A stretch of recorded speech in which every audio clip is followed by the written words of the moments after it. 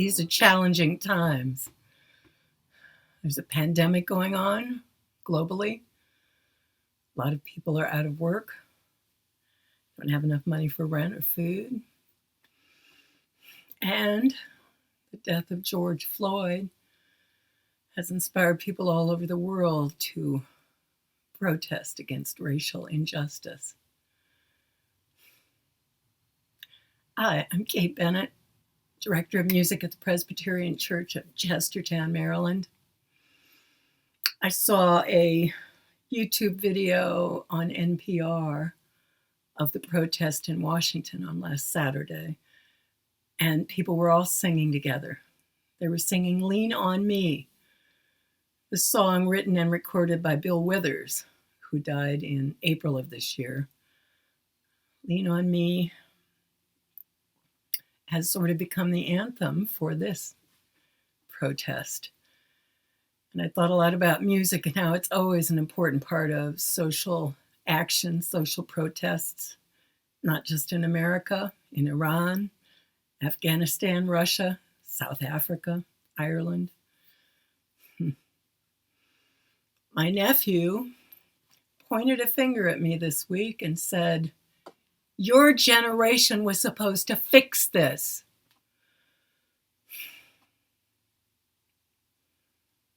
Well, things that are systemic for decades and for hundreds of years are hard to fix.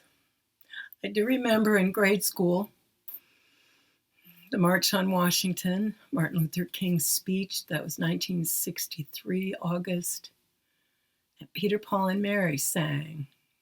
They sang a Pete Seeger song, "If I Had a Hammer," and they sang a Bob Dylan song, "Blowing in the Wind." I remember it well. And then in November of that year, Kennedy was assassinated. But the following year, Lyndon Johnson signed into legislation the bill that Kennedy had started, the Civil Rights Act of 1964, ending segregation. And the following year, the Voting Rights Act was signed, guaranteeing the right to vote to people of all races. So there were some changes made, but not enough. Why is music an important part of social change, social protests, social movements? Well, it raises awareness, generates support among people, and it builds unity. People sing together, they are unified. Music has been used for labor disputes, to protest wars, race relations, women's suffrage, freedom of all kinds. In America, songs like these have been around since the American Revolution. Yankee Doodle was originally a British song that the Americans took, parodied, made their own. And there were other songs too that were on the side of the Loyalists and on the side of the Minutemen and the Revolutionists. In the Civil War, there was the Battle Hymn of the Republic, the North marched to, Dixieland, the South marched to, and there were other wonderful songs from that period. The Bonnie Blue Flag for the South, the Battle Cry of Freedom, wonderful song for the North. Stephen Foster wrote "Hard Times Come Again No More" about the plight of the poor in the late 1800s. Woody Guthrie, of course, in the 1930s wrote songs of protest about the plight of people in the Dust Bowl. And he was very against Hitler, anti-Hitler, and even wrote on his guitar, "This machine kills fascists." He knew the power of music. Music is powerful. In the 1960s, there was a folk revival, and then a lot of these folk singers wrote protest songs. And the gospel singers, the staple singers, were involved in a lot of these. The Weavers, Bob Dylan, Pete Seeger, Joan Baez. A lot of those inspired me to learn to play the guitar at the time. There is a song in our hymnal, number 379, "We Shall Overcome." I thought of it the other day, thinking of Pete Seeger And I went through all my old records, and what do you know? 1963. I think it's one of the first records I bought with my own money. We Shall Overcome originally was a gospel song. The words were written by Reverend Charles Albert Tindley in 1900 as I'll Overcome Someday.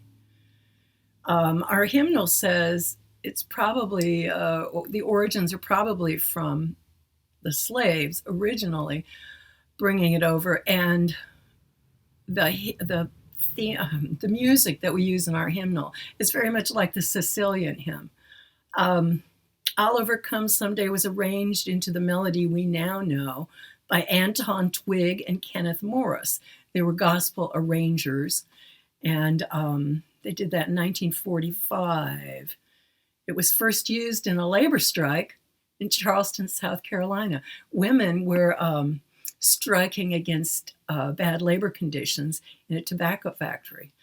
And one of the strikers, Lucille Simmons, brought this song to the Highlander Folk School in Tennessee. This school was created to train leaders of all races in social justice. This school exists today. It's now called the Highlander Research and Education Center, and it's still in Tennessee, different town, but still there. I think it's in Knoxville now. So it was learned by the head of the Highlander Folk School, Zilphia Horton, and she taught it to Pete Seeger. Now, at that time, it was called We'll Overcome Someday, and We Will Overcome. And at some point, Pete Seeger changed it to We Shall Overcome. And that was in 1957. It was the 25th anniversary of the Highlander Folk School. And one of the speakers that day was Martin Luther King Jr. And Pete Seeger sang that song, We Shall Overcome Someday. And that became quite an anthem of the 1960s protests against racial injustice. In our hymnal, number 379, We Shall Overcome, it says, though now associated primarily with the civil rights movement of the mid-20th century, this spiritual most likely dates from the days of the slave trade, and similarities with the tune Sicilian Mariners suggest it might have also been a work song aboard slave ships.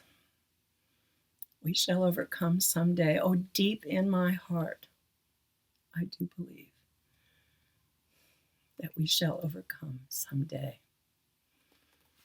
We'll walk hand in hand. We shall live in peace. And then a verse that was added, we are not afraid.